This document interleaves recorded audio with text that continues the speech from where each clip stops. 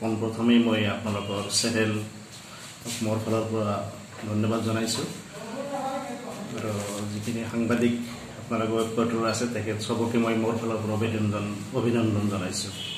First of all আপোনালোকে যিকোটা কথা সুধিছে যে প্ৰফেছৰৰ ফালৰ পৰা মই ৰাজনীতিলৈ কি আহিলোঁ, ৰাজনীতিলৈ অহা নাই। মই মানে ফাৰ্ষ্ট মন মেলিছোঁ। মই চাওক,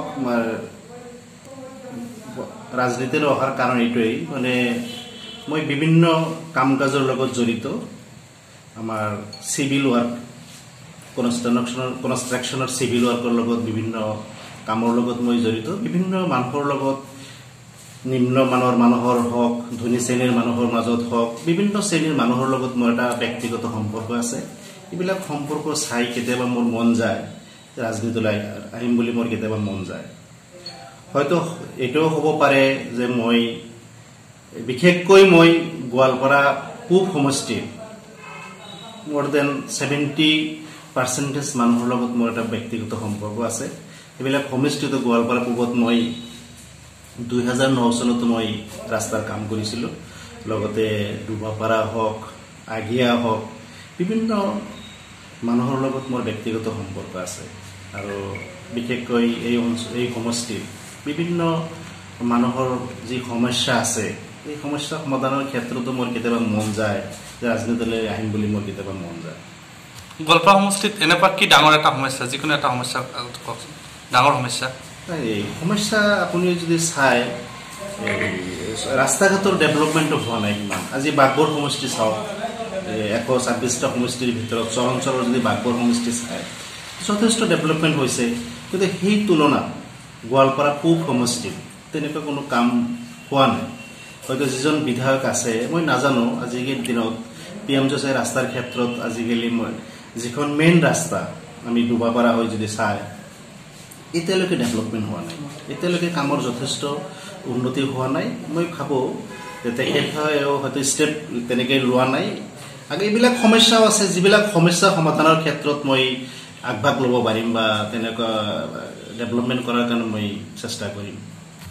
আপুনি ৰাষ্ট্ৰীয় দল বা টিকেট প্ৰত্যাশী নে আপুনি ইণ্ডিপেণ্ডেঞ্চ খেলিম বুলি ভাবিছে? নাই, মই ইণ্ডিপেণ্ডেণ্ট খেলাৰ মন কৰা নাই। যদি মই খেলোঁ বা নিৰ্বাচনত মই অৱতীৰ্ণ হওঁ, তো ভাৰতীয় জাতীয় কংগ্ৰেছ দলৰ পৰাই মই অৱতীৰ্ণ হ'ম। মই আমাৰ ফেমিলিখন বহু বছৰেৰ পৰাই ভাৰতীয় জাতীয় কংগ্ৰেছৰ লগত জড়িত। আৰু আমাৰ মানুহখিনি বিশেষকৈ আমি ভাৰতীয় কংগ্ৰেছৰ মানে ছত্ৰ ছায়াত আমি ডাঙৰ হৈছোঁ। এই ভাৰতীয় কংগ্ৰেছৰ প্ৰতি আমাৰ মন আছে, আমাৰ আগ্ৰহী।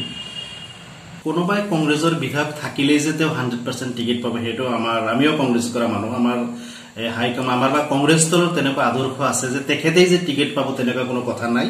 মানে প্ৰত্যেক মানুহে দাবী কৰিব পাৰে বা প্ৰত্যাশী হ'ব পাৰে, কোনে কাক দিয়ে আমি কংগ্ৰেছৰ হৈ কাম কৰিম। যে আমাৰ যিজন বৰ্তমানৰ বিধায়ক আছে তেখেত পালেও আমি তেখেতৰ লগত আছোঁ, বা আমাক দিলে আমি মই ভাবোঁ তেখেতেও সহায় কৰিব, মোক বুলি নহয়, XYZ যিজনেই পায় কংগ্ৰেছৰ হিচাপে তেখেতক আমি সহায় কৰিম।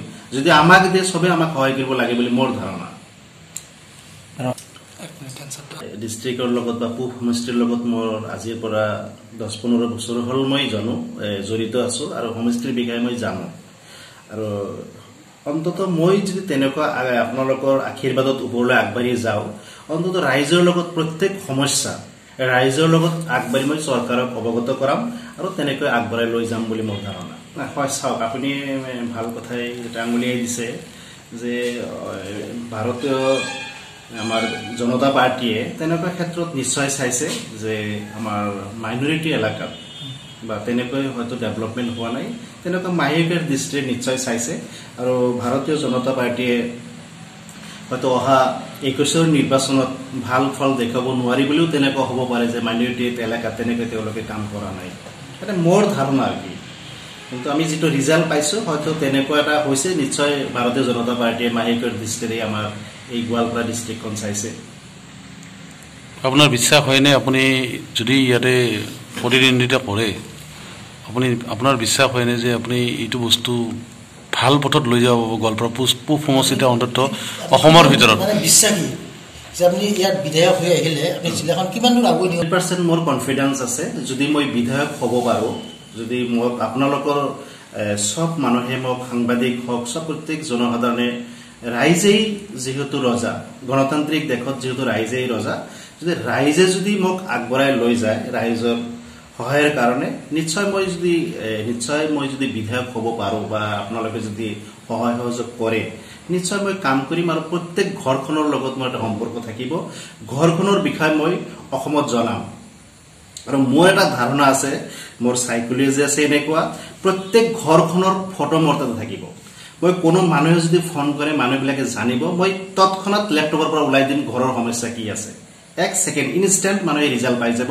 ফোন কৰাৰ লগে লগে মোৰ মেছেজটো পাব সেই ঘৰখনত কি আছে ঘৰখনৰ ফটো মোৰ তাতে থাকিব মোৰ এনেকুৱা এটা চিন্তাধাৰা লৈ আগবাঢ়িম কোনো ঘৰৰ ল'ৰাই যদি পঢ়িব পৰা নাই সৰু সমস্যাৰ কাৰণে তেখেত আগবাঢ়িব পৰা নাই সেইবিলাক মই নিশ্চয় আঙুলিয়াই দিম মোৰ এনেকুৱা এটা মন আছে যে মই মন্ত্ৰীৰ তেনেকুৱা মন নাই যদি বিধায়ক হওক এখন সমষ্টিৰ কাৰণে কি কৰিব লাগে আছে সেইখন এখন মোৰ ঘৰ বুলি মই ভাবিম যে ঘৰখন যেনেকৈ ডেভেলপমেন্ট কৰা যায় মই সমষ্টিখনৰ ঠিক তেনেকৈ চিন্তা কৰিম বুলি মই ভাবো